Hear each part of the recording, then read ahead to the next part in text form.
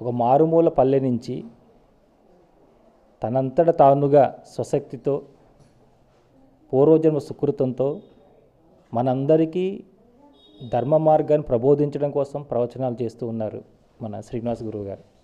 నమస్కారం అండి. నమస్కారం. మీరు ఈ ప్రవచన మార్గాన్ని, ఈ ఆధ్యాత్మిక మార్గాన్ని ఎప్పుడు ఎంచుకున్నారు? అసలు ఇది మీకు స్వతహాగా కుటుంబ నేపథ్యం నుంచి వచ్చిందా, లేకపోతే మీరు చాలా కుతూహలంతో వీటిలోకి వచ్చారండి? చాలా సంతోషం. మరి నేను గత జన్మ ప్రారంధం అవని, ఈ జన్మల్లో చేసినటువంటి పుణ్యం అవని, నేను చేసినటువంటి నా జీవితంలో చాలా సందర్భాల్లో దైవం అంటే, ధర్మం అంటే ఏంటో తెలియకుండా గడుస్తున్నటువంటి నా జీవితం, క్రమమేదో అక్రమమేదో తెలియకుండా నడుస్తున్నటువంటి నా జీవితంలో ఒకానొక సందర్భంలో కలియుగ ప్రత్యక్ష దైవమైనటువంటి భగవాన్ శ్రీ సత్యసాయి బాబా వారి యొక్క దివ్య మందిరానికి ఆహ్వానపరచడానికి పుట్నూరు సాయిరామ్ గారు నన్ను ఆహ్వానపరచడం, మరి వారి ప్రేరణతో వారు పదే పదే పిలవడం వల్ల వారి ప్రేరణతో మందిరానికి వెళ్ళటం. ఒక సందర్భంలో ఒక ఉగాది పర్వదినాన రాజేంద్ర గారిని శ్రీకాకుళం నుంచి వచ్చినటువంటి ఒక సాయి భక్తులు చేసినటువంటి రామాయణ ప్రసంగానికి ఉద్విగ్నునై ఏదో తెలియనటువంటి ఒక తపన వల్ల నేను ఒక్కసారిగా ఏదో పూర్వజన్మల్లో చేసిన పుణ్యం వల్ల ఏంటో ఆ మాటలు నా శరీరానికి, నా మనసుకి కదిలించి చెమట్లు పట్టి ఏదో తెలియనటువంటి ఒక ఉద్విగ్నత లోనం. అది ప్రారంభంతో నేను ఆలోచించాను, అరే ఒక వ్యక్తి చెప్పిన మాట నన్ను ఇంత కదిలిస్తే నేను 10 మందిని ఎందుకు ఇలా కదిలించలేను అన్న ఒక ఆలోచనతో ఆ స్వామిని ప్రార్థన చేసి ఈ మార్గంలోకి రావడం జరిగింది. ఇది ప్రారంభమై ఒక 6 సంవత్సరాల పాటు జరిగింది. అయితే ఈ 6 సంవత్సరాలలో నిరాటంకంగా రామాయణ, మహాభారత, భాగవతాది గ్రంథాల యందు ఉన్నటువంటి ఆసక్తి, వాటిని చదవడం, వాటిని మననం చేసుకోవడం, వాటిని ప్రజెంట్ చేయడం అనేది అంతా కూడా భగవాన్ శ్రీ సత్యసాయి బాబా వారి మందిరంలో జరిగింది.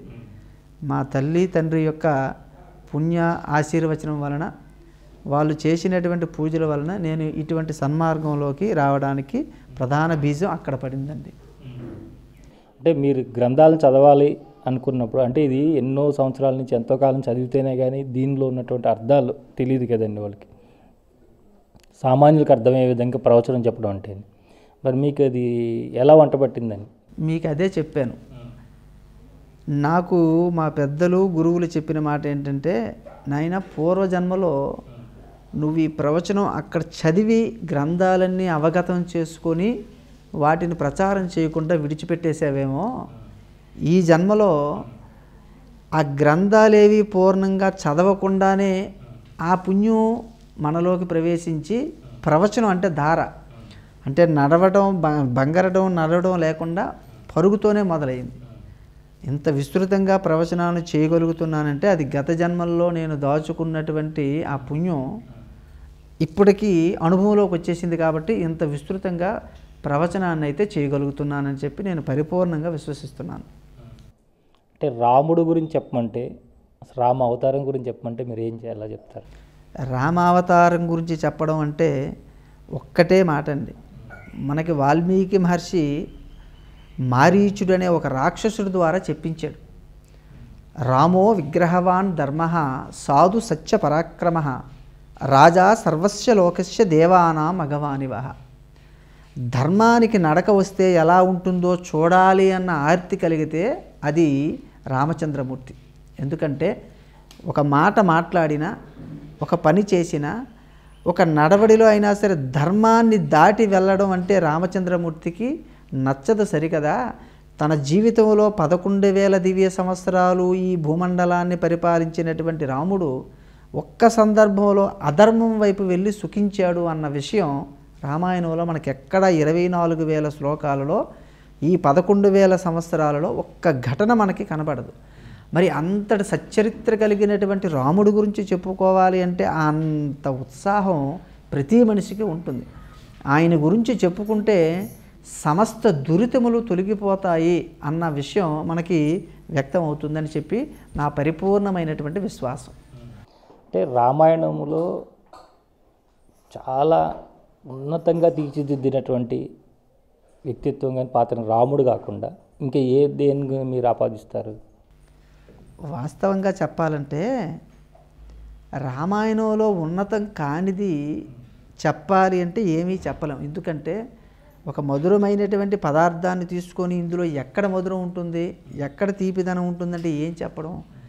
రామాయణం అంటేనే వేదోపబృంభనం, అది సాక్షాత్తుగా యదా కైలాస నివాసంచ అని చెప్పారు శాస్త్రం. రామాయణం మనం చెప్తున్న 24,000 శ్లోకాలు మనకు అందుబాటులో ఉన్నాయి. కానీ రామాయణం చరితం రఘునాథస్య శతకోటి ప్రవిస్తరం, కోటి శ్లోకాలతో ఉంది. ఎక్కడ? యదా కైలాస నివాసంచ, కైలాసంలో శంకరుడు చేత మననం చేయబడుతుంది అని చెప్పి మనకి శాస్త్రవచనం ఉంది. మరి అటువంటి రామాయణంలో ఇదో ఈ పాత్ర గొప్పది అని చెప్పి మనం ఎలా? కానీ ఒక్కటి మాత్రం మీకు చెప్తానండి, మనం అందరం ద్వేషించే పాత్ర ఏంటంటే కైకమ్మ. అసలు కైకమ్మే నవపంచిత వర్షాన్ని దండకారణ్యమాశ్రిత చీరాజన జటాధారి రామో భవతు తాపస. 14 సంవత్సరాలు రాముడికి వనవాసానికి వెళ్ళాలి, నారచీర కట్టుకొని ఉండాలి, ఉడికిన పదార్థాలు తినకూడదు, కాళ్ళకు చెప్పులు వేసుకోకూడదు. ఇటువంటి 2 వరాలు కైకమ్మ కోరకపోతే రాముడి యొక్క వైభవం ఎక్కడ ప్రకాశించేదండి? యథార్థంగా రామాయణాన్ని మలుపు తిప్పింది ఎక్కడంటే కైకమ్మ ద్వారే మలుపు తిప్పింది. కైకమ్మకు తెలియదా? మీకు ఒక్క మాట చెప్తానండి. కైకమ్మని మనం అందరం ఏమనుకుంటామంటే దుర్మార్గురాలు అని అంటాం. కానీ ఏమడిగిందండి? రాముడికి మరుసటి రోజు పట్టాభిషేకం. భరతుడు ఎక్కడున్నాడు? నందిగ్రామంలో ఉన్నాడు, మేనమామ ఇంటి దగ్గర ఉన్నాడు. అక్కడి నుంచి అయోధ్యకు రావాలంటే సుమారుగా ఒక వెళ్ళి కబురు పంపించడం, మళ్ళీ ఆయన రావడానికి నెల పడుతుందండి. ఇదే ముహూర్తానికి భరతుడికి పట్టాభిషేకం అని కైకమ్మ అడిగింది. సాధ్యం అవుతుందా? రేపు పట్టాభిషేకం రాముడికి. కైకమ్మ ఏమడిగింది? అదే ముహూర్తానికి నా కొడుక్కి భరతుడికి పట్టాభిషేకం అంది. నెల పడుతుంది. కైకమ్మకి తెలియదా? కానీ ఎందుకు అడిగింది? భరతుడికి పట్టాభిషేకం జరగదు, కానీ ఒక నిమిత్తంగా దాన్ని చూసుకొని రాముడిని అడవికి పంపిస్తే దండకారణ్యంలో ఉన్నటువంటి రాక్షస సంహారం చేయాలి, ముడులందరూ స్వాంతన పడాలి. కాబట్టి ముందు రాముడు దండకారణ్యంలోకి వెళ్ళాలి అని చెప్పి తనకు తానుగా ఆలోచించకుండా ముందు రాముడిని అడవికి పంపించాలని చెప్పి చేసినటువంటి ప్రయత్నంలో రాముడు యొక్క శీలం ఎక్కడ ప్రకాశించిందంటే కైకమ్మ యొక్క వరం వల్ల ప్రకాశించిందని చెప్పి నా ప్రగాఢ విశ్వాసం అండి. కాబట్టి మీకెందుకండి అంతవరకు? ఒక మాట చెప్తే మీరు బాగా పట్టుకుంటారు. భరతుడు రామచంద్రమూర్తిని తిరిగి తీసుకొద్దామని బయలుదేరితే ముందు రథం ఎక్కింది కైకమ్మే. ఇష్టం లేకపోతే ఎందుకు వెళుతుందండి? కాబట్టి కైకమ్మ పాత్ర వల్లే రాముడు బాగా ప్రకాశించాడు అన్న విషయంలో నేను ఎటువంటి సందేహం పడను. కైకమ్మ అంటే నాకు అంతటి పూజ్య భావన కలిగి ఉంటుందండి. సీతమ్మ వారి గురించి చెప్పమంటే, మిమ్మల్ని ఒక రోజంతా చెప్పమంటే ఆ సీతమ్మ వారి వర్ణన ఏ విధంగా చేస్తారు? ఆవిడ యొక్క వ్యక్తిత్వాన్ని మీకు ఏ విధంగా మనం తీసుకోవచ్చండి? సీతమ్మ తల్లి గురించి చెప్పేది ఏముందండి? మహాతల్లి అయోనిజ. అసలు ఈ లోకంలోకి ఎవరైనా ప్రభవించాలి అంటే గర్భవాసం చేయాలి. ఆ తల్లి గర్భవాసం చేయకుండా జనక మహారాజు దున్నుతున్నటువంటి నాగేటి చాలుకి బయటకు వచ్చింది. అంటే భూమి పుత్రిక. ఆవిడికి తెలియనటువంటి విద్యలు కానీ, ఆవిడికి తెలియనటువంటి ధర్మాలు కానీ, ఆవిడ చెయ్యనటువంటి తపస్సు కానీ ఏమీ లేదండి. ఒక కూతురుగా ఎలా మన్నన పొందాలో అలా మన్నన పొందింది. ఆవిడ సాక్షాత్తుగా లక్ష్మీదేవి స్వరూపం. మన గోపరాజు అంటాడు, కంచర్ల గోపన్న గారు దాశరథి శతకం చేస్తూ, శ్రీరమ సీతగాక నిజసేవక బృందము వీరవైష్ణవాచార జనంబుగాక విరజానది గౌతమిగాక వైకుంఠము నారియు భద్రశైల శిఖరాగ్రంబుగా వచించదవు చేతనోద్ధారకుండైన విష్ణుండవు దాశరథి కరుణాపయోనిది అంటాడు. మహానుభావుడు శ్రీమన్నారాయణుడు ఎన్నో అవతారాలు ఎత్తాడు. రాముడుగా వస్తే సీతమ్మ తల్లిగా లక్ష్మీదేవి వచ్చింది. మరి అటువంటి లక్ష్మీదేవి యొక్క స్వరూపమైనటువంటి సీతమ్మ తల్లి పుట్టుకు నుంచి కూడా తాను విశేషమైనటువంటి ధర్మాలే పాటించింది. ఒక కూతురు ఒక తండ్రి ఇంతటి అయోనిజ 16 గుణాలు కలిగింది. తండ్రి స్వయంవరం ప్రకటిస్తే నాన్న మీరా స్వయంవరం ప్రకటించేది, నేను వెతుక్కుంటాను నారాయణుని అన్న మాట అందా. తండ్రిని ఒక ఉన్నతమైనటువంటి స్థానంలో నిలబెట్టింది. తాను లక్ష్మీ స్వరూపమైన తనకివి పెళ్లి చేసే యోగ్యత తండ్రికి తప్ప ఈ లోకంలో ఎవ్వరికీ లేదు. ఒక ఆడపిల్లకి పెళ్లి చేసినటువంటి యోగ్యత ఎవరికి ఉంది అంటే నిర్మాహమాటంగా సీతమ్మ తల్లి చెప్పింది, తండ్రికి తప్ప ఎవ్వరికీ లేదు. రామాయణంలోనే ఒక దగ్గర చెప్పిస్తారు, కుశనాభుడు యొక్క 9 కుమార్తెలను వాయుదేవుడు మోహించి మీ 9 నేను వివాహం చేసుకుంటాను, మీరు అంగీకరించండి అని అంటే ఆ 9 ఒకే మాట అంటారు, మా భూత్ సకాలో దుర్మేధ పితరం సత్యవాదిన నావమాన్యస్య ధర్మేణ స్వయంవరముపాస్మహి పితాహి ప్రభుస్మాకం దైవతం పరమం హినః. ఏరా నీ యవ్వనాన్ని చూపిస్తున్నావు, నీ అందాన్ని చూపిస్తున్నావు, నీ బలాన్ని చూపిస్తున్నావు. ఒక ఆడపిల్ల దగ్గరకు వచ్చి ఇవన్నీ చూపించి నేను నిన్ను పెళ్లి చేసుకుంటాను నీకు అంగీకారమైన అడిగితే నీ అందానికో నీ బలానికో నీ యొక్క దర్పానికో నేను పడిపోతే ఇన్నాళ్ళు కని పెంచి పెద్ద చేసి గుండెల మీద పెంచినటువంటి నా తండ్రి గుండెలను తన్నేసే అధికారం నాకుందా? పితాహి ప్రభురస్మాకం దైవతం పరమమిహినః. నా తండ్రి నాకు దైవం, నా తండ్రిది స్వతంత్రం తప్ప నాది కాదు స్వతంత్రం. ఇప్పుడే కాదు, పితాహి ప్రభుస్మాకం దైవతం పరమం హిన యశ్యనో దాస్యతి పితాసనో భర్త భవిష్యతి. ఈ యుగములో ఏ ఆడపిల్ల స్వతంత్రించి ఈయన నా భర్త అనే ఎంచుకునే దుర్దినం రాకుండా ఉండుగాక అని చెప్పి రామాయణం మనకు ప్రకటించిందండి. సీతమ్మ తల్లి ఆ మాటకి కట్టుబాటు. ఎవరొచ్చి శివధనస్సు విరిచినా వారి మెడలో వరమాల వేయడానికి సిద్ధంగా ఉంది తప్ప నాన్నగారు ఏమిటిది మీరు శివధనస్సు విరిచేయటం, ఎవరో విరవటం, నేను వేయటం ఇది భావ్యం కాదు నాన్నగారు అని ఒక్క మాట మాట్లాడు. అంటే తండ్రిని సత్యం నందు నిలబెట్టి ఆ ధర్మానికి తాను కట్టుబడిపోయిందండి. కాబట్టి అక్కడ ఆ రకమైనటువంటి ధర్మాన్ని పాటించింది. భర్త దగ్గరకు వచ్చేసిన తర్వాత రామచంద్రమూర్తి దగ్గరకు వచ్చిన తర్వాత మీకు ఒక మాట చెప్తానండి. సీతమ్మ తల్లి యొక్క పాతివ్రత్య ధర్మం ఎటువంటిదంటే రామచంద్రమూర్తి 14 సంవత్సరాలు వనవాసానికి బయలుదేరుతాడు. అప్పటికి సీతమ్మ వయసు ఏం అంత పెద్ద వయసు ఏం కాదు. వివాహం అయిన తర్వాత 12 సంవత్సరాలు అయోధ్యలో ఉంది. తరువాత వనవాసానికి బయలుదేరింది. వనవాసంలో తెప్పింది వయసా పంచవిశిక అష్టాదశి వర్షాని మమ జన్మాని గణ్యతి. నా భర్తకి 25, నాకు 18. అంటే 18 సంవత్సరాల వయసు తల్లికి.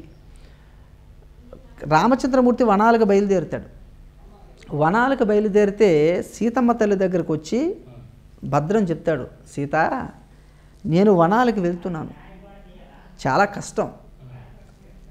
మరిదిని ఇప్పుడు రాజుగా పరిపాలన చేస్తూ ఉంటాడు, మరిదే కదని చెప్పి స్వతంత్రించకు, ఆయన దగ్గర ధర్మబుద్ధితో ప్రవర్తించు, అత్తమామలకు సపరీలు చేయి, అందరి యందు తలలో నాలుకలా ఉండి ఈ 12 సంవత్సరాల పాటు నువ్వు భద్రంగా కాపాడుకో ఈ అయోధ్యని చెప్పింది. సీతమ్మ ఒక మాట అంటుందండి, స్వామి ఇక్కడ ఉన్న వాళ్ళ గురించి ఎవరికి చెప్తారు? ఉన్న వాళ్ళకి చెప్తారు, నాకెందుకు చెప్తున్నారు? నేను మీతో పాటుగా వనాలకు వస్తాను కాబట్టి నాకు చెప్పకండి, ఇక్కడ ఉన్న వాళ్ళకి చెప్పండి అంటుంది. అప్పుడు రాముడు ఒక మాట అంటాడండి, సీత నేను ఒక విశేషమైన ప్రదేశానికి వెళ్ళాను అనుకో, నిన్ను తీసుకెళ్ళాలి. ఎందుకంటే ఒక భర్తకి ఏది ధర్మం? తాను సుఖంలో ఉంటే భార్యను ముందు పెట్టాలి, తాను కష్టంలో ఉంటే భార్యని వెనక్కి పెట్టాలి. ఇప్పుడు నేను కష్టానికి వెళుతున్నాను కాబట్టి నిన్ను వెనక్కే ఉంచుతాను, నువ్వు రాకు. దండకారణ్యం మరణ సదృశ్యం. ఎప్పుడు ఏ మృగం వస్తుందో, చంపేస్తుందో, తినేస్తుందో భయంతో పరుగులెట్టాలి. ఆహారం దొరకదు, నిద్ర ఉండదు, స్నానానికి నీళ్ళు ఉంటాయో ఉండవో తెలియదు. ఇటువంటి భయంకరమైనటువంటి మృత్యు సదృశమైనటువంటి దండకారణ్యంలోకి నిన్ను తీసుకువెళ్ళను సీత, ఆ కష్టం నువ్వు పడలేవు అని చెప్తే సీతమ్మ తల్లి ఒక్క మాట మాట్లాడుతుంది. అది ఆవిడ పాతివ్రత్యానికి రామాయణంలో ఈ శ్లోకాన్ని కానీ ఏ స్త్రీ అయినా సరే వివాహ క్రతువులో ఒక పురోహితుడు ఈ శ్లోకాన్ని ఇచ్చమ్మా దీన్ని నువ్వు ప్రతినిత్యం చదువుకుంటే వాళ్ళ దాంపత్య జీవితం కూలదండి. తల్లి అంటుంది, ఏ త్వయా కీర్తితా దోష వనే వస్తవ్యతాం ప్రతి గుణాన్నిచ్చేన తాన్ విద్ది తవ స్నేహ పురస్కృత అని చెప్పింది. ఏ త్వయా కీర్తితా దోషే వనే వస్తవ్యతాం ప్రతి. రామ, నువ్వు చెప్పింది నిజమే. వనం మరణ సదృశ్యమే. ఎప్పుడు నిద్ర ఉంటుందో, ఎప్పుడు ఆహారం ఉంటుందో, ఎప్పుడు పరుగెత్తాల్సి ఉంటుందో తెలియను. కానీ ఎన్ని కష్టాలు ఉన్నాయి, గుణానిచ్చేన తాన్ విద్ది తవ స్నేహ పురస్కృతాన్. ఎన్ని కష్టాలు పడని, ఎన్ని ఉపద్రాలు రాని, ఎన్ని ఆపదలే రాని, పక్కన నువ్వు కూర్చొని నా భుజం మీద చెయ్యేసి సీత బాగున్నావా, ఆహారం తిన్నావా అని ఒక్క ప్రేమగా నువ్వు చెయ్యి వేసి నన్ను పలకరిస్తే ఈ కష్టాలన్నీ నాకు సుఖాలుగా మారిపోతాయి. కాబట్టి రామా, ఒకవేళ నువ్వు అక్కడుండి నేను ఇక్కడ పంచభక్ష పరమాన్నాలు పొందుతున్నా, భర్త దరిద్రం అనుభవిస్తూ నేను సుఖాలు పొందితే అవన్నీ నాకు విషంతో కూడిన ఆహారాలే అయిపోతాయి రామా. కాబట్టి నేను నీతో పాటుగా వస్తాను. నాకు కావలసింది ఏంటంటే ఐశ్వర్యవంతుడైతే నా భర్త, దరిద్రుడైతే నా భర్త కాదు అనే లక్షణం ఈ జాతి స్త్రీకి లేదు. తాలి ఒక్కసారి కట్టిన తరువాత ఆయన ఉన్నతుడుగా ప్రకాశించని, పరమ దౌర్భాగ్యుడే అయిపోని నా భర్త అంతే. నాకు పతి శ్రీమన్నారాయణుడి యొక్క స్వరూపం. కాబట్టి నీతో పాటుగా వస్తాను. నువ్వు నా పక్కన భుజం మీద చెయ్యి వేసి సీత అని చెప్పి అంటే చాలు, ఇవన్నీ నాకు సుఖాలు అయిపోతాయి అని చెప్పి రామచంద్రమూర్తికి చెప్తుందండి.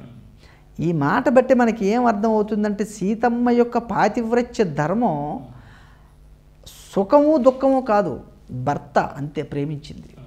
ఆ లక్షణం ఈ లోకంలో కానీ ఉంటే, అందుకే సీతారాముల యొక్క దాంపత్యం యుగాలు మారిపోతున్నా, తరాలు మారిపోతున్నా, ఇప్పటికీ శుభలేఖ వేస్తే ధనం ఇచ్చినటువంటి వాడి పేరు కానీ, పుచ్చుకున్న వాడి పేరు కానీ ముందు వెయ్యరు. ముందు శ్రీరామపత్ని జనకస్య పుత్ని సీతాంగన సుందర కోమలాంగి భూగర్భజాత భువనైక మాత వధూవరూభ్యాం వరదా భవంతు. అమ్మా, నూతనంగా ఒక దాంపత్య జీవితంలోకి అడుగు పెడుతున్నారమ్మా. మీ దాంపత్య జీవితం ఎలా వర్ధిల్లిందో ఈ దంపతులు కూడా అలా వర్ధిల్లేటట్టుగా నువ్వు అనుగ్రహించు అని చెప్పి ఆ శ్లోకం పెడతారంటే వాళ్ళ దాంపత్యానికి ఇంతకన్నా నిదర్శనం ఏం కావాలి? ఒక దాంపత్యం నిలబడాలంటే స్త్రీ యొక్క ఔన్నత్యం వల్ల నిలబడుతుంది. అటువంటి మహాతల్లి సీతమ్మ ఈ పరమ పవిత్రమైనటువంటి ఈ ఏకాదశి పర్వదినాన్న ఆ తల్లి పేరు చెప్పుకుంటున్నామంటే మనం ధన్యులమండి. కాబట్టి సీతమ్మ తల్లి యొక్క పాతివ్రత్య ధర్మం అవని ఆవిడ గుణశీల్యం గురించి చెప్పడానికి రోజులు సరిపోవు, ఒక జీవితం. అటువంటి మహాతల్లి సీతమ్మ తల్లి. ఈ గురు శిష్య పరంపర గురించి రామాయణం ఏం చెప్పిందండి మనకి? గురు శిష్యుల గురించి చెప్పాలంటే రామాయణంకి మించింది ఏమైనా ఉందా? రాముడు సాక్షాత్తుగా శ్రీమన్నారాయణుడి యొక్క స్వరూపం. ఆయనే చెప్పాడు బ్రహ్మగారి సభలో. ఏం చెప్పాడు? తతః పద్మపలాసాక్ష కృత్వా ఆత్మానం చతుర్విధం పితరం రోచయామాస తదా దశరథం రూపం అని చెప్పాడు. అయ్యా, నేను దశరథ మహారాజు కడుపున నలుగురుగా పుడతాను. పుట్టి హత్వా క్రూరం దురాత్మానం దేవర్షుషీనాం భయావహం దశవర్ష సహస్రాణి దశవర్ష శతాని చ వత్సామి మానుషే లోకే పాలయాన్ పృథివీమిమాం ఏవం దత్వా వరం దేవో దేవానాం విష్ణు ఆత్మవాన్. నేను నలుగురుగా పుట్టి అసుర సంహారం చేసి 11,000 దివ్య సంవత్సరాలు ఈ భూమండలాన్ని పరిపాలన చేసి ధర్మాన్ని ప్రతిష్ఠించిన తరువాత తిరిగి వస్తానని ప్రతిజ్ఞ చేసి వచ్చినటువంటి శ్రీమన్నారాయణుడు సమస్త గుణాలకి అధినాయకుడు, సమస్త కళలు ఉన్నటువంటి వ్యక్తి. అటువంటి వ్యక్తి మీకు ఒక్క మాట చెప్తే గురువు అంటే రాముడు ఎంతగా పడిపోతాడు అన్న విషయం మీకు రూఢీకరం అవుతుంది. విశ్వామిత్రుడి సిద్ధాశ్రమంలో యాగం చేస్తున్నాడు, లోక కళ్యాణం కోసం యాగం చేస్తున్నాడు. మారీచుడు సుబాహుడనే 2 రాక్షసులు ఇబ్బంది పెడుతున్నారు, కొన్ని వేల రాక్షసుల యొక్క సహాయంతో రావణుడు పలుపున.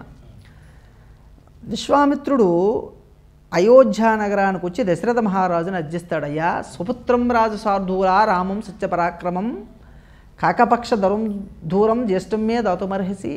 నీ పెద్ద కుమారుడైనటువంటి రామచంద్రమూర్తిని నాతో పంపించవయ్యా, మారీచ సుబాహులు ఇబ్బంది పెట్టేస్తున్నారు, నీ కుమారుడు యాగ సంరక్షణార్థం పంపించాడు.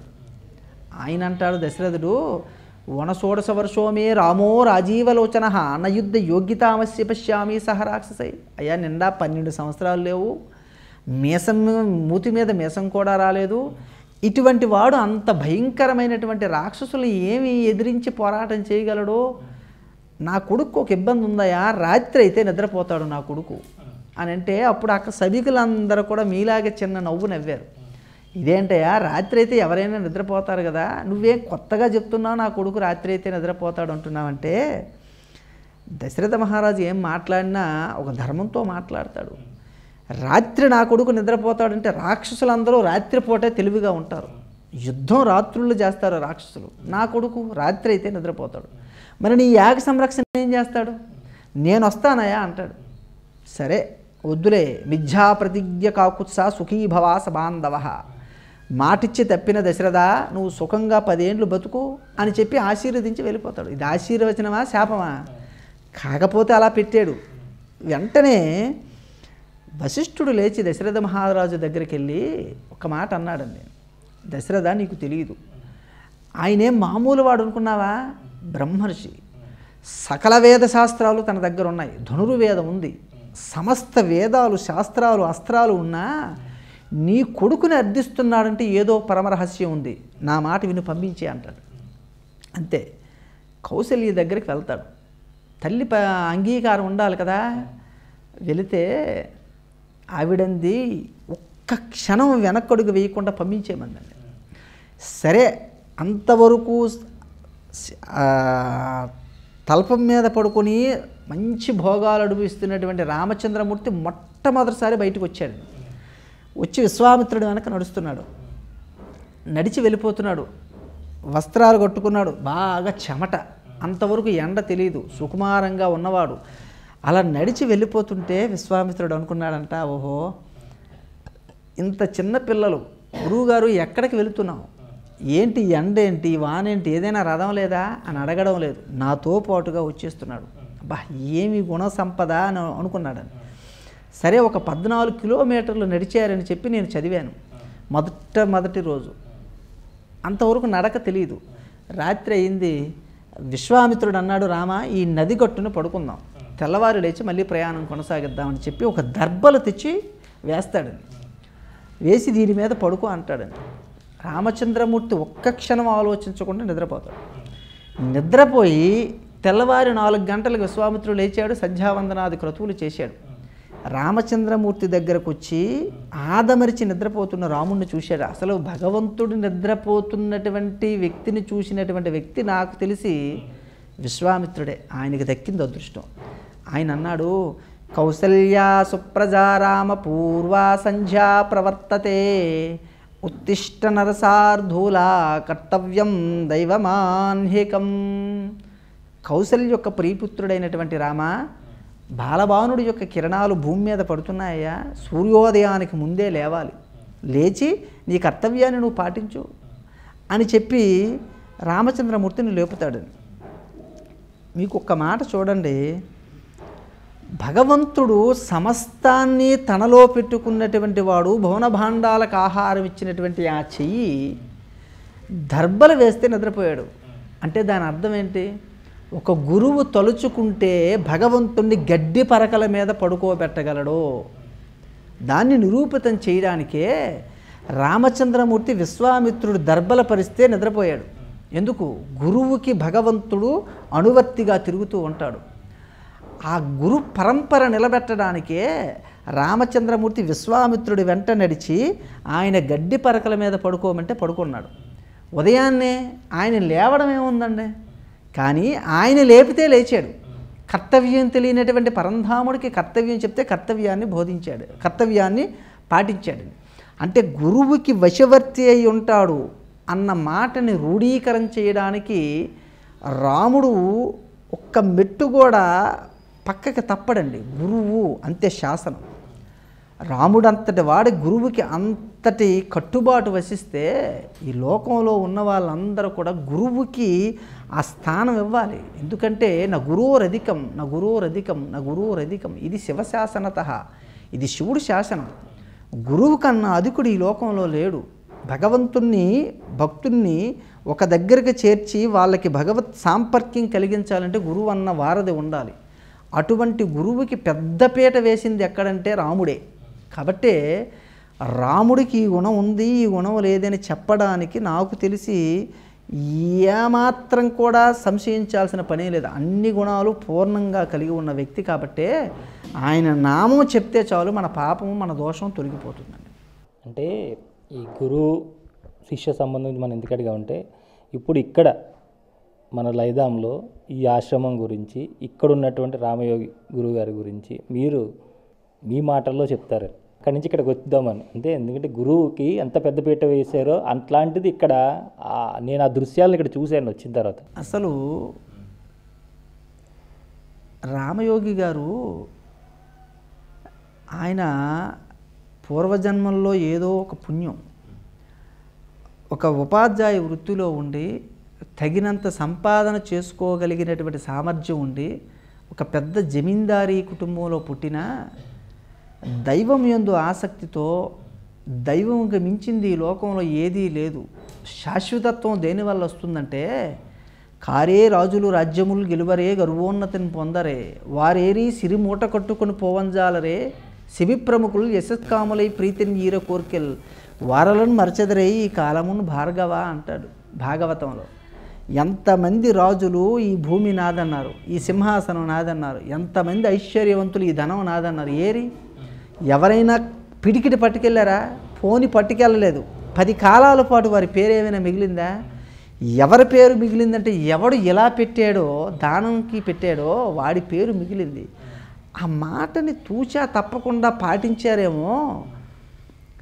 ఎప్పుడు ఆయన ఏం ఆలోచన చేసేవారంటే భగవంతుణ్ణి లోకానికి పరిచయం చెయ్యాలి, భగవంతుడికి దగ్గరగా వీళ్ళని తీసుకురావాలి. మార్గం తెలియక ఏ వైపు వెళ్ళాలో తెలియక తిరుగుతున్నటువంటి ఈ జనులందరినీ మంచి మార్గంలోకి తీసుకురావాలని చెప్పి చెయ్యి పట్టుకొని మంచి మార్గంలోకి తీసుకువచ్చిన ప్రయత్నం నాకు తెలిసి కలియుగంలో రామయోగి గారి ఈ పరిసర ప్రాంతాల్లో చేసి ఉండకపోతే ఇక్కడ పరిస్థితులు వేరు రకం అండి. ఎందుకంటే కేవలముగా భౌతికమైనటువంటి భోగాలు, ఐశ్వర్యము, కార్పణ్యాలు, కక్షలు, కోపాలతో రగిలిపోతున్నటువంటి ఈ గ్రామం కాదండి. ఈ సుమారుగా శ్రీకాకుళం, విజయనగరం, ఒరిస్సా రాష్ట్రాలలో ఆయన ప్రభావం బాగా ఉంది. ఇప్పటికీ ఈయన పేరుతో చాలా ఆశ్రమాలు నడుస్తున్నాయి. ఆయన పుట్టుకలో ఒక నరుడైన ఆయన ప్రవర్తనలో దైవత్వాన్ని పుణికిపుచ్చుకున్నాడు. అందుకు ఆయన మాట అంటే ఒక శాసనంగా ఉండేదండి. ఇటువంటి క్షేత్రాన్ని స్థాపించి మాలాంటి కొన్ని వేల మందికి మార్గాన్ని చూపించి ఎంతోమంది పీఠాధిపతులను ఇప్పుడు పీఠాధిపతులుగా ఉన్నటువంటి మహాత్ములందరినీ కూడా పరిచయం చేసి తయారు చేసింది మహాత్ముడైనటువంటి రామయోగి గారు. కాబట్టి ఇటువంటి పేరులో రామతత్వాన్ని పెట్టుకున్నారు. రామదాసులాగే గొప్ప దాసుడు రాముడికి. ఇంతటి ఆశ్రమాన్ని ఇక్కడ పెట్టి ఈ గ్రామాలని, ఈ రాష్ట్రాలను అంతా తీర్చిదిద్దినటువంటి మహాత్ముడు ప్రాతస్మరణీయుడు. అటువంటి రామయోగి గారి యొక్క దివ్యమైనటువంటి ఆశీస్సులు మనందరికీ ఉండాలని నేను ఒక్కసారి ఆయన్ని ప్రార్థన చేస్తున్నాను. అంటే ఈ ఆశ్రమం ఇంతకుముందు పూర్వపు స్థితి ఎలా ఉండేది, ఎలా ఉండేవారు, ఇప్పుడు ఈ ఆశ్రమాన్ని మరింత వెలుగులోకి తీసుకురావడానికి ఎలాంటి కృషి చేస్తున్నారు, ఇక్కడ ఏమేమి కార్యక్రమాలు జరుగుతుంటాయండి? ఇక్కడ ఈ ఆశ్రమం గొప్ప గొప్ప తపశ్శక్తి సంపన్నుల యొక్క తపస్సు ఉందండి. హృషికేశ్ నుంచి, హిమాలయ పర్వత ప్రాంతాల నుంచి వచ్చినటువంటి వాళ్ళు ఇక్కడే ఈ రూముల్లోనే ఉండి హరినామ సంకీర్తన చేసుకుంటూ చాలా కాలం పాటు ఇక్కడ ఉండేవారు. రామయోగి గారు ఆ రకంగా బ్రతికారు. హృషికేశ్తో అనుసంధానం ఉందండి ఈ ఆశ్రమానికి. శివానంద ధర్మక్షేత్రం అంటే హృషికేశ్ అనుబంధ సంస్థ. పద్మనాభానంద స్వామి, చిదానంద స్వామి, దేవానంద స్వామి వీళ్ళందరూ మహాత్ముల యొక్క తపస్సు ఇక్కడ నిక్షిప్తమై ఉంది. ఈ తపస్సు వల్ల ఏమైందంటే ఇక్కడ గొప్ప శక్తి ఉంది. అయితే మరి దాన్ని పరంపరగా రామయోగి గారు పరమైపోయిన తర్వాత పీఠాధిపత్యం వహించినటువంటి ప్రకాశానంద స్వామి వారు ఉండేవారు. సరే, వారు చాలా బాగా ఆశ్రమాన్ని వృద్ధిలోకి తెచ్చారు. వారికి అనారోగ్య కారణాల రీత్యా వారు బయటికి వెళ్ళిపోయారు. ఇప్పుడు వారి అబ్బాయి రామకృష్ణ గారు ఈ ఆశ్రమాన్ని నడుపుతూ ఉన్నారు. అయితే మరి వారికి మిగతా వ్యాపకాల వల్ల, వ్యవహారాల వల్ల, గ్రామ బాధ్యతల వలన కొద్దిగా దృష్టి పెట్టలేకపోవడం వల్ల ఇప్పుడు నేనేమనుకున్నానంటే అరే ఇంత తపస్సు ఉన్నటువంటి ఈ ఆశ్రమం కృంగుబాటుకు లోనైతే ఇది ఎవరికి నష్టం? లోకానికి నష్టం. మనం ఏం చేయాలంటే 10 మందికి ఉపకారం చేయాలంటే ప్రత్యక్షంగా చేయక్కర్లేదు. ఈ యొక్క ఆశ్రమాన్ని నిలబెడితే 10 మందికి ఉపకారం చేసిన పుణ్యం నాకు వచ్చేస్తుంది అన్న స్వార్థ భావనతో, నేను నా కుటుంబానికి నా పితృదేవతలకి పుణ్యం కావాలన్న స్వార్థంతో ఇక్కడికి వచ్చి మరి ఈ కార్యక్రమాలన్నీ కూడా చేయడం జరుగుతుంది. ఇక్కడ సత్సంగ భవనాన్ని పూర్తి చేయడం జరిగింది. ఇక్కడ ప్రతీ నెలలో సత్సంగం జరుగుతుంది. మహాత్ములను తీసుకొస్తాం. ఒక 500-600 మంది భక్తులు వస్తారు. ప్రతిరోజు ఉదయం నిత్య పూజ, సాయంత్రం ప్రతిరోజు సత్సంగం జరుగుతుంది. ప్రతినిత్యం ఎంతమంది వస్తే అంతమందికి అన్నప్రసాదం ఇక్కడ అందించబడుతుంది.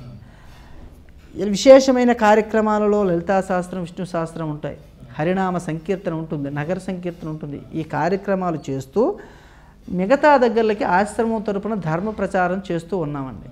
కాబట్టి ఈ ఆశ్రమాన్ని వృద్ధిలోకి తెచ్చి ఒక మంచి మార్గంలోకి జనులందరూ రావడానికి ఆశ్రమం మార్గంగా ఉండాలని నా సాయశక్తుల ప్రయత్నం అయితే చేస్తున్నాను. దానికి రాముడి సంకల్పం, సద్గురుదేవులైనటువంటి రామయోగి గారి సంకల్పం ఉంటే ఖచ్చితంగా ఇది వృద్ధిలోకి వస్తుంది. అన్యమతం ప్రవేశించని గ్రామం లైదాం అంటారు. దాని గురించి మీరు చెప్పండి. ఇంకొక మాట చెప్తాను. అన్యమతం అంటే వాళ్ళు ఎక్కడి నుంచి వచ్చారు? మన సనాతన ధర్మంలో నుంచి వచ్చారు. వాళ్ళకి ఆదరణ లేక ఎవరు కూడా వాళ్ళకి ప్రేమగా 4 మాటలు చెప్పేవాళ్ళు లేక బయటికి వెళ్ళిపోయారు. ఇప్పుడు మనం ఏం చెయ్యాలంటే వాళ్ళ మీద కర్రలు పట్టుకుని యుద్ధం కాదు. నేనేమంటానంటే నా అనుభవం, మన ధర్మం నుంచి ఎందుకు వెళ్ళిపోయారంటే వాళ్ళకి ఓదార్పు లేక వెళ్ళిపోయారు. ఆ ఓదార్పు మనం అందించి ఆ మాటలు, మంచి మాటలు చెప్పి ధైర్యాన్ని ఇస్తే ఖచ్చితంగా వాళ్ళు మన మార్గంలోకి వస్తారు. అక్కడక్కడ ఉన్న పెద్ద ఇబ్బంది లేదు. వాళ్ళు ధర్మానికి నిలబడిపోతారు, ధర్మ మార్గంలోకి వస్తారన్న సంపూర్ణమైన విశ్వాసం నాకైతే ఉంది. అంటే మీరు రామాయణ మహాభారతాలు వీటన్నిటిలోనే చూసిన తర్వాత ధర్మం అంటే ఏంటి అని అనుకున్నాను. ధర్మం అంటే ఇది ఒక బ్రహ్మ పదార్థం అని అనుకుంటారు. ఇది అసలు బ్రహ్మ పదార్థం కాదండి. ధర్మం అంటే కేవలంగా నేను ఒక మాట చెప్తాను చూడండి. ఏదో ఆశ్రమంలో ఉన్నాం, బయటికి వెళ్ళాం, వీధిలో ఒక కుక్క వచ్చింది, భౌమని నీ మీద పడింది. ఏమే ఆశ్రమంలో పెద్ద దుడ్డి కర్ర ఉంది, నువ్వు నా మీదకి వచ్చి కరుస్తావా అని చెప్పి నువ్వు ఎన్నిసార్లు అంటే కుక్క ఆగుతుందా? కరిచేస్తుంది. ఆశ్రమంలో ఉన్న కర్ర నీ చేతిలోకి వస్తే కుక్క నిన్ను కరవదు. ధర్మం అని చెప్పి పఠిస్తే కాదండి, నోటితో చెప్పినంతకాలం అది నిన్ను రక్షించదు. నువ్వు పాటిస్తే నీ జీవితానికి నువ్వు దాన్ని అన్వయించి చేసుకుంటే ధర్మో రక్షిత. ధర్మము అంటే ఒక ప్రవర్తన ఎలా ఉండాలి, ఒక నడవడిక ఎలా ఉండాలి, భార్య యందు ఎలా ఉండాలి, భర్త యందు ఎలా ఉండాలి, తల్లిదండ్రులు యందు ఎలా ఉండాలి, ఆ రకమైనటువంటి జీవన విధానం నీకుంటే ధర్మంతో నువ్వు బ్రతికినట్టే లెక్కండి. నా ఉద్దేశంలో ఈ రామాయణం అవని, భాగవతం అవని, భారతం అవని ఇది కేవలంగా చదువుకున్న గ్రంథాలు మాత్రం కావండి. నేను మీ ద్వారా ఈ లోకానికి చెప్తున్న మాట అదే. రామాయణం ఎన్నాళ్ళు చదివితే మాత్రం నీకు ఉపయోగం ఉంటుంది? అది ఎంతవరకు అంటే తెలుసుకున్నంతవరకే. రాముడు నడిచినటువంటి నడక నీకు వస్తే అది నీకు ఉపయోగపడినట్టు లెక్క. నేనేమంటానంటే కేవలముగా నేను శ్లోకాలు నేర్చానండి, బాగా చెప్పేస్తున్నానండి అంటే నీకు రామాయణం వంట పట్టినట్టు కాదు, రాముడు అనుగ్రహం నీకు ఉన్నట్టు కాదు. నువ్వు చదివిన దానిని ఒక్కటైనా వంట పట్టించుకుని నీ ప్రవర్తనలోకి తీసుకొస్తే నీకు రామాయణం అర్థమైనట్టు, అవగతమైనట్టు. అప్పుడు మాత్రమే నీకు రాముడి యొక్క అనుగ్రహం పూర్ణంగా ఉంటుంది. ఈ లోకంలో భాగవతం చదివితే పరీక్షిత్ మహారాజు మోక్షానికి వెళ్ళాడు. ఏం మనం వెళ్ళలేకపోతున్నామంటే ఆ తత్వం మనకి లేదండి. మనం ఎంతసేపు ఒక పారాయణం చేసాం, పిల్లలు పుట్టారు, ఒక పారాయణం చేసాం, ఉద్యోగం వచ్చేయాలి, ఒక గుడికి వెళ్ళాం, ఏదో జరిగిపోవాలి. ఏమండి ఎందుకు జరిగిపోతాయండి? అసలు నీలో ఆ సాధన ఉండాలి. నీ ప్రవర్తన దోషం ఉంటే ఏమవదు. అన్నదమ్ములే విభీషణుడు, రావణాసురుడు, కుంభకర్ణుడు. రావణాసురుడు చదవని వేదమా, రావణాసురుడు చెయ్యని పూజ, రావణాసురుడు చెయ్యని తపస్సా దేనికి పనికొచ్చాయి? విభీషణుడు ఏం చేశాడు? భగవంతుణ్ణి చెప్పినటువంటి మార్గంలో నడిచాడు, రాముడి యొక్క ఆశీస్సులు పొందాడు, లంకగా పట్టాభిషిక్తుడిగా నిలబడ్డాడు. మీకు ఒక్క మాట, సాక్షాత్తుగా సృష్టి రచన చేసినప్పుడు శ్రీమన్నారాయణుడు తన హృదయంలోంచి బ్రహ్మగారికి ఇచ్చినటువంటి ఏదైతే రంగనాథుడి యొక్క విగ్రహం ఉందో అది ఇక్ష్వాకు వంశంలో పూజలు అందుకుంటున్నటువంటి ఆ విగ్రహాన్ని ఎవరికి ఇచ్చాడంటే పూజా గదిలో ఉన్నటువంటి విగ్రహాన్ని తీసి విభీషణుడి చేతిలో పెట్టాడండి. అదే శ్రీరంగంలో ఉంది. ఇప్పుడు అసలు మొట్టమొదటి విగ్రహం ఎక్కడి నుంచి వచ్చిందంటే శ్రీరంగంలో ఉన్న విగ్రహమే, సాక్షాత్తుగా శ్రీ మహావిష్ణువు హృదయంలో నుంచి వచ్చింది. అది ఎందుకు ఇచ్చాడండి? రావణుడు పేకెందుకు తీశాడండి? వీడు పూజ చేశాడు, తపస్సు చేశాడు, యజ్ఞం చేశాడు, ధర్మాన్ని పాటించలేదు. ఈయనేమీ చేయకపోయినా ధర్మాన్ని పాటించాడు, భగవంతుడి యొక్క ఆరాధన అర్చనామూర్తిని పొందాడు, మోక్షానికి వెళ్ళిపోయాడు. కాబట్టే నేను అన్నది ఏంటంటే పూజలు, జపాలు, యజ్ఞాలు ప్రాథమిక అభ్యాసం. ఇది చేశాను కాబట్టి నాకు అన్నీ జరిగిపోవాలి, కుదరదండి. మనం పాటించాలి, పాటించిన నాడు అవి మనల్ని ఖచ్చితంగా రక్షిస్తుంది. అంటే ఇంత పారాయణాలు ఇన్ని చేస్తూ ఉంటారు అంటే మామూలుగానే మనస్ఫూర్తిగా మనం ప్రతిరోజు నిత్యం వారిని స్మరించుకుంటుంటేనే వారి యొక్క సాక్షాత్కారాలు అప్పుడప్పుడు స్వప్న రూపంలో మరో రూపంలో జరుగుతూ ఉంటాయి. మరి మీరు ఇంత పారాయణాలు చేస్తూ ఇన్ని ప్రవచనాలు చేస్తూ ఇన్ని రకాలు చెప్తూ ఉంటారు కదా, వారి స్వప్న దర్శనాలు కానీ వారి యొక్క నిదర్శనాలు కానీ మీరు పొందారండి? నేను ఎప్పుడూ కూడా నిదర్శనాల కోసం చూడనండి. నేను అంటే నా సొంత అభిప్రాయం చెప్తున్నాను. నేను నిదర్శనాలో ప్రదర్శనలో నేను ఎప్పుడూ ఆశించలేదు. ఆ రకమైనటువంటి ప్రయత్నం కోసం నేను అర్రులు చాచలేదు. నేనేమంటానంటే వారు ఇచ్చినటువంటి మార్గాన్ని నేను మార్గంలోకి వెళ్ళిపోతే చాలు, అదే గొప్ప ప్రదర్శన. మనం చేయాల్సింది ఏంటంటే వాళ్ళకి నిదర్శన చేయడానికి మనం అడుగుతున్నామంటే వాళ్ళని శంకించినట్టే లెక్క. వాళ్ళకి ఆ శక్తి ఉంది. మనం ఆ రకమైనటువంటి ప్రవర్తనతో ఉంటే అద్భుతాలు మన జీవితంలో జరుగుతాయండి. కాబట్టి నేనేమంటానో ఆలోచిస్తానంటే ఎప్పుడు నా ప్రవర్తన మంచిగా ఉందా చూసుకుంటాను అంతే. ఇంకా భగవంతుడి అనుగ్రహమా అది ఖచ్చితంగా నా మీద ఉండి తీరుతుంది. ఎందుకు? ఒక మంచి మార్గంలో వెళ్ళిపోతున్నటువంటి నాకు భగవంతుడి ఆశీస్సులు ఎందుకు ఉండవు? గట్టిగా గద్దించగలిగినటువంటి సమర్థత నాకు వస్తుందండి. నేను మామూలుగా యాచించను, గట్టిగా అడుగుతాను. యాచించేవాడు ఏం చేస్తాడు? నాది కానీ ఇప్పుడు ఒక ఇంటికి వెళ్ళి యాచిస్తాడు, ఇల్లు అయింది కాదు, ధనం అయింది కాదు, వాళ్ళు దయాదాక్షిణ్యత ఇవ్వాలి కాబట్టి యాచిస్తాడు. నేను అలా అడగనండి. నాకు దయాదాక్షిణ్యాలతో పుచ్చుకోవాల్సిన అఘాయిత్యమే లేదు. నాది నాకు అడుగుతాను. నేను ఆ స్వతంత్రం నాకుంది. ఒక తండ్రి దగ్గర కొడుక్కి స్వతంత్రం అయితే ఉంటుందో నా దగ్గర నాకు రామచంద్రమూర్తి దగ్గర ఆ స్వతంత్రం ఉంది. కాబట్టి నేను అలాగే అడుగుతాను, అలాగే జీవిస్తాను. తరువాత ఒక్కటండి, మనిషి దేనికి భయపడిపోతాడంటే మృత్యువుకి భయపడతాడు. నాకు ఆ భయం లేదు. ఈ రోజు కాకపోతే రేపు. కానీ మన కీర్తి శాశ్వతంగా ఉండిపోవాలి. 10 కాలాల పాటు మన గురించి చెప్పుకోవాలి. దాని గురించి మనం మంచి మార్గంలో అడుగు వేస్తున్నాం చాలు. ఏం సంపాదించాలి? ఇప్పుడు కొడుకులు పిల్లలు ఉన్నారు, వాళ్ళు వృద్ధిలోకి నేను తీసుకురావాలని ఎంత ప్రయత్నం చేస్తే వాళ్ళకి గత జన్మ ప్రారంధం ఉంటుంది, నేను చేసిన ధర్మం ఉంటుంది. నేను చేసిన ధర్మం ఊరికినే పోదు. నా ఆస్తి ఎలా వెళ్తుందో, నా సంపాదన ఎలా వెళ్తుందో, నా ధర్మం అలా వెళ్తుంది. అందులో ధర్మం ఉంటే వాళ్ళని రక్షిస్తే తీరుతుంది. కాబట్టి నేనేమి ప్రవర్తనలో ఉంటానంటే వాళ్ళు వృద్ధిలోకి రావాలంటే నేను ఈ మార్గంలో ఉండాలి. ఇది ఇస్తే వాళ్ళకి ఖచ్చితంగా గొడుగులా కాపాడుతుంది అని చెప్పి నమ్ముతానండి పరిపూర్ణంగా. కాబట్టి ఈ మార్గంలో వెళ్ళడానికి ఎంత కష్టమైనా, నాది మధ్యతరగతి బ్రతుకైనా, కూలీ చేసుకున్న బ్రతుకైనా అన్నీ విడిచిపెట్టి ఎందుకు తిరుగుతున్నానంటే ఆయన రక్ష. ఆ రక్షకుడి నీడలో నేనున్నాను, నాకు ఏం బెంగలేదు. ఆ తపనతో నేను జీవిస్తున్నాను. కాబట్టి భగవంతుడి యొక్క అనుగ్రహంతో అలాగే సాగుతుందండి. ఈ లోకంలో ఎవరైనా భగవంతుని నమ్ముకున్నా ఇలాగే సాగుతుంది. ఈ ఆశ్రమం యొక్క పరిసరాలు, ఈ ఆశ్రమం మొదటి నుంచి ఒకసారి మనం చూసుకుని మాట్లాడుకుంటూ వద్దామండి. అలాగేనండి, అయ్యా సంతోషం. అందరికీ తెలుస్తుంది కదా. అలాగేనండి. ఆశ్రమంలో పుష్కరిణి ఉంది. ఆశ్రమంలో రామచంద్రమూర్తి యొక్క బాల్యం నుంచి చిట్ట చివరగా మళ్ళీ తిరిగి పట్టాభిషేకమైన వరకు ఘటనలన్నీ పుష్కరిణి చుట్టూ రామయోగి గారు ఏర్పాటు చేశారు. మరి అవి చూసినా ధన్యమైపోతాం. అయితే నేను చెప్పేది ఏంటంటే ఆశ్రమం కొద్దిగా వృద్ధిలోకి రావాలంటే మీ ద్వారా మహాత్ములైన వారు, దానగుణం కలిగిన వాళ్ళకి నేను అర్థిస్తున్నానండి.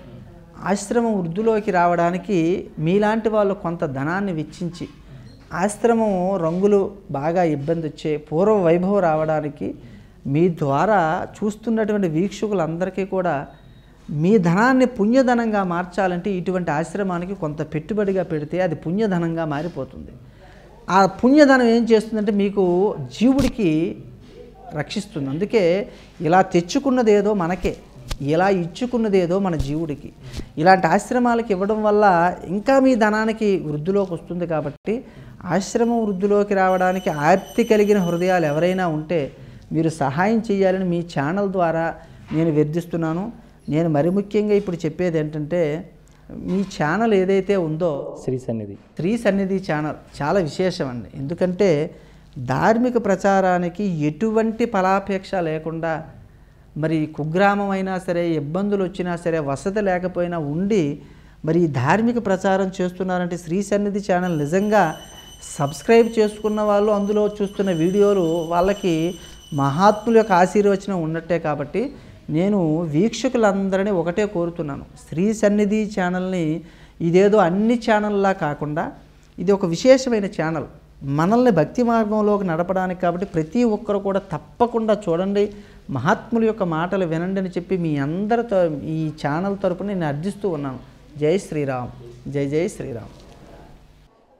మనం గురువుగారి యొక్క ప్రవచనామృతాన్ని, అనుగ్రహ భాషణాన్ని ఇంకా చాలా తీసుకోవాల్సి ఉంది. చాలా ముందు భవిష్యత్తులో, అంటే ప్రతి వారము కూడా వారి యొక్క ప్రవచనం మనకు ఒకటి ఎప్పుడు అందుబాటులో ఉంటుంది.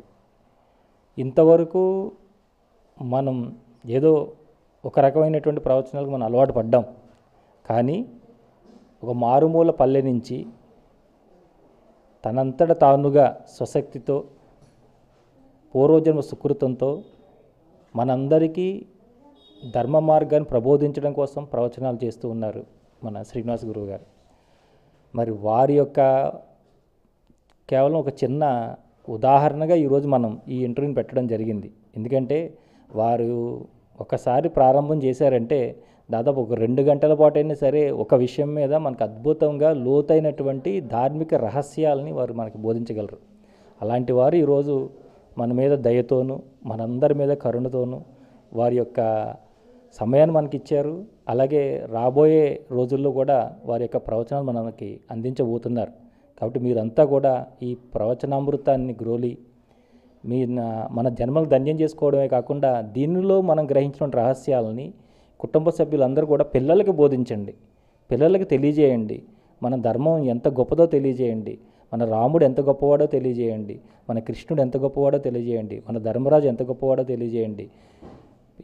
మన హనుమంతుడు ఎంత సేవ చేశాడో, భక్తితో ఎంత ఉన్నాడో, వాని ఆ స్వామి ఆంజనేయ స్వామి యొక్క శక్తి అపారమైంది. అయినా కానీ తాను ఎవరినైతే నమ్మాడో, దేవుడిగా ఎవరినైతే కొలిచాడో వారికి దాసుడై ఏ విధంగా ఉన్నాడో, మన యొక్క శక్తి ఎంతున్నా కూడా మనం ఒకదానికి కట్టుబడి ఉన్నామంటే మన ధర్మానికి దాసుడే మనందరం బతకాలని కోరుకుంటూ మరొక ఇంటర్వ్యూలో మళ్ళీ కలుసుకుందాం. అంతవరకు చూస్తూనే శ్రీ సన్నిధి టీవీ. నమస్కారం.